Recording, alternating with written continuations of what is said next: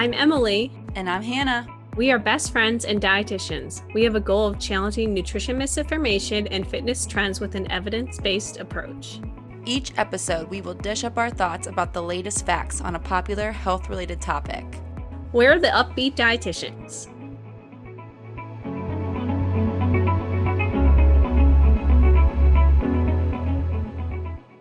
Hi guys, welcome back.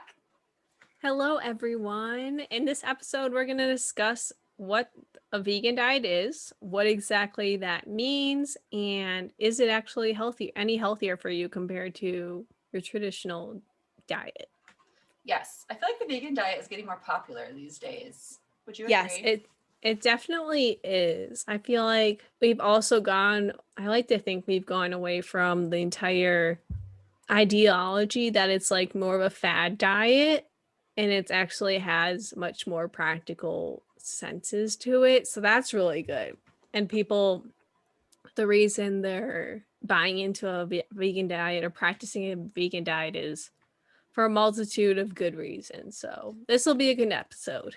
Yeah, I feel like it's not just for weight loss anymore, which used to be, I believe, probably a big reason why people would do a vegan diet, but we'll get to if that is even credible and the other benefits of being on a vegan diet. So first we'll kind of describe what a vegan diet even is, because it is not the same as a vegetarian diet. What a vegan diet is a plant-only diet that does not have any kind of animal product in it. So right off the bat, you would, eliminate your meat, eggs, dairy, fish, as well as one that I often forget about. I kind of lump it into the meat section, I guess. There are some surprising non-vegan foods though that I didn't think about until probably recently. I was like, oh yeah, I guess that would be a plant food. But things like honey, since that comes from bees, that sometimes, I don't know, Emily, do you know if some vegans do have honey? That I know of, they don't, since it is produced by insects. Ugh. We put it that way. Honey sounds disgusting. Well, are insects an animal? Tune in next week for our animal science episode. I don't know. I don't either, but I know that the entire thing is bees help create honey, so therefore it does not align with the vegan values. Yes. Although that's the bee's main purpose. But anyway, we're not going to get into the ethical side of things. But another surprising one that you may not think of is gelatin, because that's from bones, isn't it? Bone. Yeah. Bone breakdown or whatever you might call it. Yeah. So that obviously is not vegan friendly. And then another one I recently saw when I was doing some research for this episode is an egg wash, on a croissant, for example. That croissant would no longer be a vegan friendly food. Yeah, which that is really challenging, because how do you know if what you're eating? Thankfully, I feel like people are labeling things better these days. Mm-hmm. We talked about the gluten-free labeling a couple episodes ago, but for vegans, things are often labeled as vegan or not vegan. Yeah. So there are also different types of a vegetarian diet. The first one we're going to talk about is the lacto-ovo vegetarian diet. And this is when an individual will not consume any type of meat, poultry, or fish, but it's okay if they have eggs or dairy. And it's that lacto part, I believe, of. Yeah, the lacto is the milk and the ovo is the egg. Yes. So that's another, I don't know if I'd say popular, but another type of vegetarian diet. And then there's also the lacto-vegetarian diet, which is no meat, poultry, fish, or eggs, because it doesn't have that ovo, but dairy is okay. And then we also have the ovo-vegetarian diet. And if you're following our pattern, eggs are okay because this has the ovo portion in it, but no meat or dairy is allowed in this diet. And then the last one, which is, I think is pretty popular, pescatarian diet, which avoids all meats, and it's okay if they eat fish though. So these are also different variations of a vegetarian diet. Vegan's different because it does not allow any type of animal products, but these different vegetarian diets I've often seen associated with different religions, different cultures, things like that. And it's good to educate yourself, I'd say, on these different diets to understand what people are able to eat and whatnot. Yeah, definitely. There's a lot of differences. And if you're a dietitian, it's good to know these too, in case you do have someone you're working with that says they're a lacto-ovo-vegetarian and you have no idea what that is. You obviously want to educate, so you're not encouraging them to have foods that are not something that they believe in having. Yes. But kind of like we touched on a little bit, there are a few different reasons why one would do a vegan diet. We're going to focus on just veganism now. We just kind of wanted to clarify the difference between a vegan and a vegetarian. But one of the biggest ones is the health reasons that come along with it. So it obviously encourages a lot of fruits and veggies, also a lot of fiber from those fruits and veggies and beans. Beans are one of the main protein sources, I would say. And so there are some benefits with that, including, improved heart health, cholesterol levels likely improve in a lot of vegans. I don't know about diabetes, to be honest. I don't know if that often would improve or not. I feel like sometimes these diets can be a little higher in carbs, but we know that carbs are not the sole cause of diabetes. So I'm not quite sure about that one, to be honest. Yeah. Plus, oftentimes individuals aren't even eating enough fruits or vegetables. So it's really something that really helps with veganism is it really pushes for those fruits and vegetables, and they're able to attain their recommended daily amounts. And that's something that I know, especially in America, there's a huge issue with because people are not meeting their fruits and vegetable daily intakes. Yeah. Or the recommended ones. Yeah. That would be one benefit of going vegan. And it probably is important to enjoy eating fruits and vegetables if you do decide to go vegan. I have heard of some vegans or vegetarians who just have like those vegan approved, I don't know, like, did you hear that? Yeah. That was really loud, probably. So like I'm thinking of an example like Twizzlers, I believe, are a vegan food, or maybe a vegetarian, I don't know. But I've heard of, certain people following a vegan diet. Are they? Because like I don't know if they had gelatin in them or not. That's what I was thinking, the gelatin.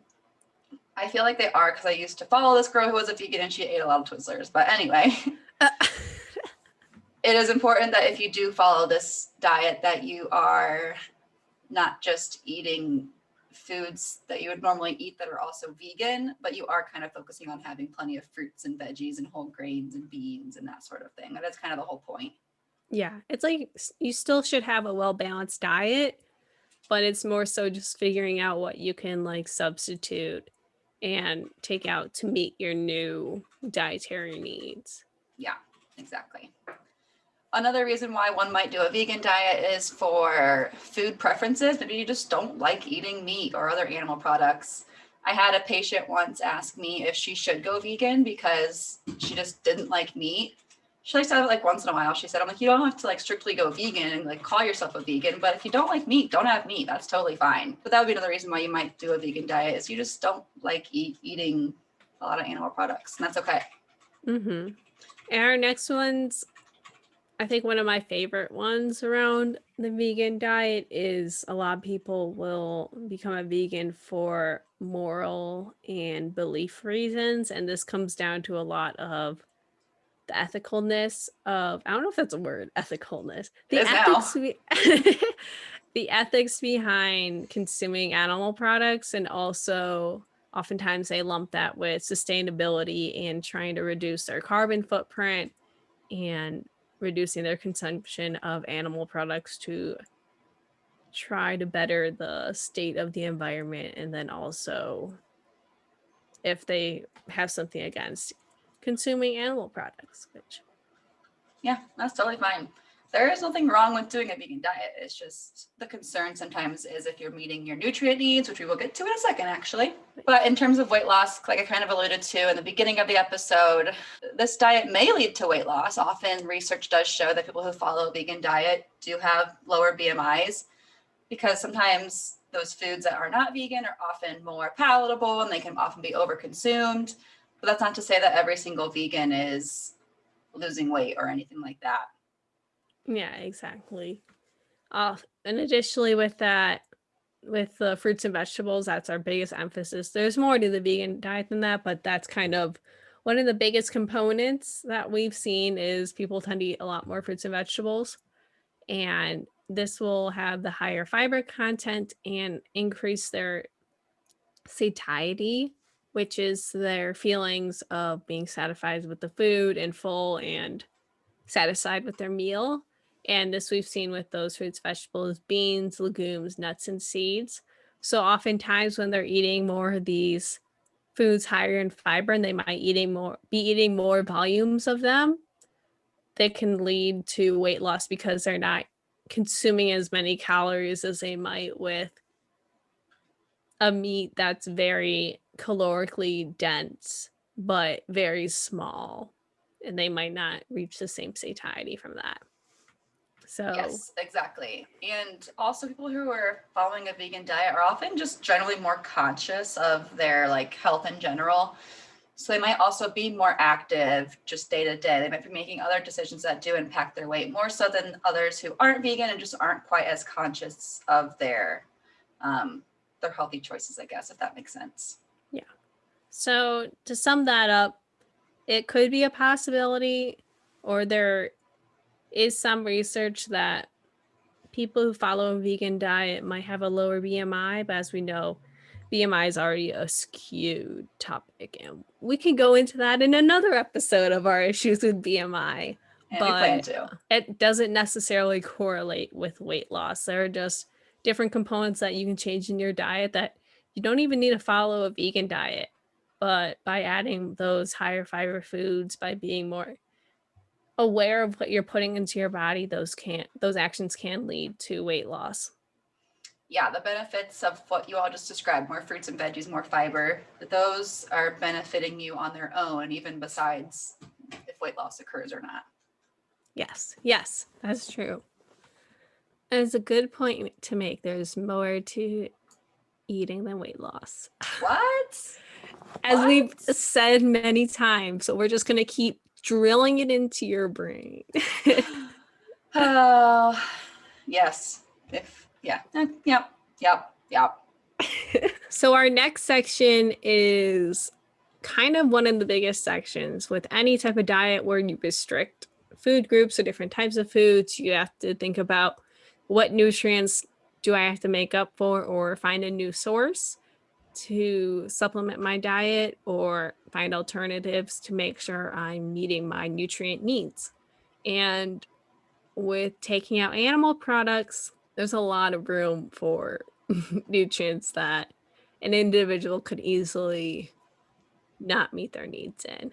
Vegans were recommended to like do complementary foods to like make sure they get complete proteins, but instead just having a variety of different foods will likely lead to you getting all those essential amino acids in throughout the day. So there are 9 essential amino acids that we have to eat through food, and oftentimes animal products are the ones that are known to have like all 9 of them in them, and so you can meet those needs through one particular food.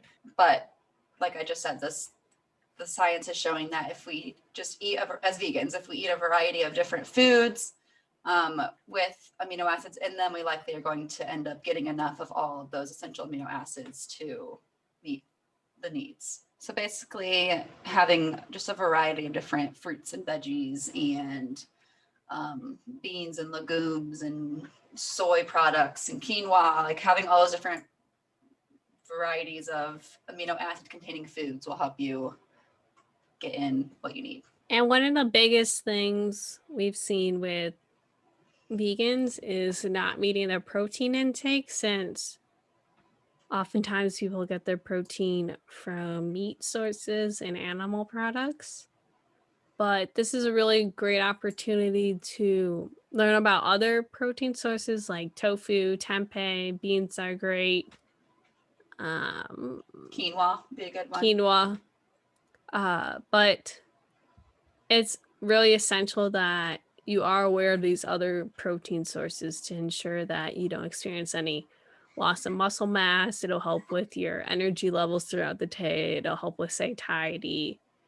And yeah, it's just really important that you're aware that you might not be meeting your protein intake and you're making conscious efforts to do so to get those essential amino acids by having a balanced diet. And also, you might get bored of eating the same thing, so it'll be good to have a variety of foods that'll help you get those essential amino acids, because I don't I haven't met many people that like eating the same thing every day, so it'll Yeah. make eating more fun. Yeah, exactly. And we did already touch on this in our supplement episode, but they do have vegan protein supplements. If you do find it really hard to meet your protein needs through all these foods, once you are eating animal products, it can be difficult, I'm sure. But as we kind of emphasized in that episode, food first is going to be your best choice. But if you do feel like you would benefit from a supplement, they do have like pea powder proteins and I guess that's kind of the biggest ones, but they do have plenty of vegan ones on the market if you are in the market for one of those. So kind of similarly, another nutrient that either vegans get blamed for being deficient in, or one they might be fearful of being deficient in, is Blamed. well, like, oh, you're vegan, you don't get enough protein, do you? I'm sure vegans hear that all the time. I'm kind of speculating here, but another one I'm sure they hear sometimes is B12. And I guess for fine reason, B12 can be hard to get enough of through vegan food sources. It is often found in our fish, eggs, dairy. Those are the main sources of B12, but it is also found in fortified cereals, fortified plant milks. Actually, nutritional yeast is kind of like all the rage right now, vegan or not. And that'd be another really good source of vitamin B12. Or again, if you feel like, or if you have talked to someone who says that you are deficient in B12, that could also be supplemented as well if you really aren't getting enough through food sources. Yeah. And nutritional yeast, I've never had it, but I remember a lot of people that do supplement or add it to their diet regularly, they use it as almost like a cheese substitute. And I heard it's actually pretty good. So definitely give that a try if you need some B12 or you want, I guess, a cheese alternative. I know there are a lot of cheese alternatives, but Yeah. I don't know what the nutrient composition on those is, but I know nutritional yeast is definitely B12. Yeah, it's pretty good too. I have had it. It's like good on like vegetables, like as like a seasoning kind of thing. In soups, it's really good like on soup. Oh. Yeah, it's pretty good. And that's coming from a true cheese lover. And then our next nutrient of concern with veganism is iron. And this is already a very common deficiency, as is, especially in Americans, and especially in younger girls and women's related to their menstrual cycles and not consuming enough iron containing products. But most vegans are at about the same amount of risk of iron deficiency as the average human, or I guess maybe like a woman, because they aren't consuming that iron from the meat products. There is iron in some vegetables. I know spinach is kind of one of the biggest ones. And this is a non-heme iron source, if I'm remembering my micronutrient metabolism. But basically, there are two different types of iron. There's heme and non-heme. Am I saying that right, or is it hem? Yeah, it's heme. Okay. It's heme. I'm like thinking, I don't want to go through all this, and I'm saying it wrong, and someone's cringing, and like Emily doesn't know what she's talking about. She can't say words right. Some RD somewhere is like freaking out. Yeah. So there's heme is normally found in your meat products, and this is basically the form of iron that you're consuming. It is more readily absorbed into your body. But the non-heme sources, like your plant products, stuff like that, you normally we recommend you pair them with vitamin C, because it'll change. It's not isotope. Isotope. They'll change like the form. It'll go from ferric to ferrous. Ferric iron to ferrous iron. And we promise we graduated from college. I'm like explaining this in the worst way. I'm like, electrons is changing. Basically, when you consume non-heme iron sources with vitamin C, it'll change the form of the iron and make it more absorbable in your body. So this, for example, could be like some orange juice, or like if you're having a spinach salad, add some oranges or like a citrus fruit on top, stuff like that. So that'll just help you obtain as much iron as possible. But vegans should be aware of this as well because of that Yes. lack of meat. Yes, exactly. Oh, wow. That was it. That felt like a really complicated. I'm sorry for the complicated explanation. I guess takeaway. I'm still stuck on it. Let's just give them like one sentence of like exactly what they have to know. Yeah. Okay. So, animal products, meat, have heme iron. Do not need to add additional food to be readily absorbed. Non-heme iron sources, like plants, need vitamin C to transform the iron into a form that can be absorbed. Eat with citrus fruits or other vitamin C products like orange juice. Yes, unless you're a non-vegan and can just eat a hunk of meat, then do that. Yes, you're fine there. Yeah. Okay, so that's all I gotta know about iron, vegan listeners. You heard it here first. Final verdict on the vegan diet. It can be an absolutely good diet to follow if you're someone who is looking for the benefits, besides weight loss, benefits of, again, maybe improved heart health, that sort of thing. Just looking to get more fruits and veggies in your diet. There are nutrients of concern, such as protein, vitamin B12, and iron, but those can be met through food. It's just important to be more mindful of those since they aren't going to be they're going to be a little more difficult to get in since you aren't eating any animal products. Okay, I thought that in good fashion, we would talk about this fruit/vegetable for our bonus question. Yes, I'm excited. I haven't done any research, so I haven't either. I guess we'll do it live. I'm going. Okay, so our bonus question today is about a vegan-friendly food called tomatoes. Have you heard of them? Oh, man. Okay. Question is, are tomatoes a fruit or a vegetable? And I truthfully have a lot of thoughts. Actually, I don't have a lot of thoughts about this. I don't know where I stand, so I'm Googling this in live time. I think I currently stand with it being a vegetable. And I know that's controversial because, like, was it 10 years ago or so? People are like, it's officially a fruit. But based off what I've seen in the descriptions, is fruits contain the seeds and they also have a flower, whereas vegetables do contain the seeds, but they don't have that flower component. And I'm looking at pictures of tomato plants because I have grown tomatoes, but it was a long time ago and I don't remember. And I'm not seeing, like, there's the leaves. Well, they have the flowers like as they're blooming, like before they become a full tomato, I think. Maybe it is a fruit then. Because this is saying, yeah, I think the seeds are kind of like one of the biggest things botanically. The thing is, like, then I think of like cucumbers. Are cucumbers a fruit? I was very convinced that was a vegetable.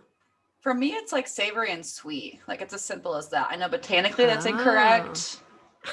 I know that like some food scientist is like wanting to punch me in the face right now for saying that. But if it's savory, it's a vegetable. If it's sweet, it's a fruit.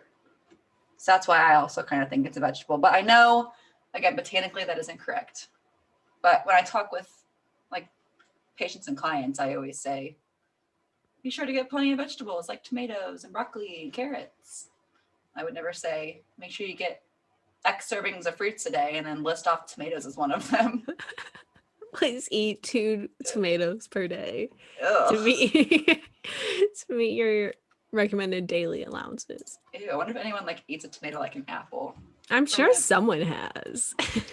I don't know if we'll keep this part in, but remember were you in my class? I think it was senior year when one particular classmate of ours just started eating an onion like eating an onion. I was not in that class. I think you were. Maybe you weren't in my group though. I forget what class it was, but we were in It was during class. We were in that. I should retell the story.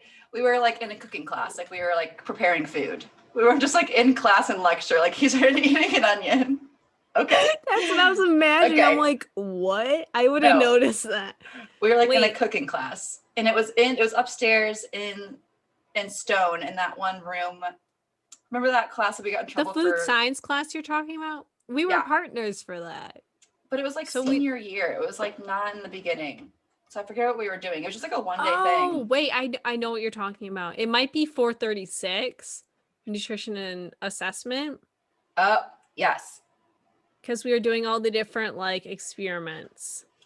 Yes, but anyway, the one group had an onion to do something with. I forget if like making a meal or what. And he just like ate it like an apple. He's like, oh yeah, I love onions, and just started eating it. And that's how I knew. I'm even more afraid of it. I know. We were not in the same lab. Okay. I remember we were in lecture. Granted, I don't know how much we went to lecture, but like we might cut that. Sure. No, I think we did go to lecture Lux. I remember showing up sweaty there from like my fitness class. Oh yeah, your fitness class. Yeah. I forgot you did that. Yeah.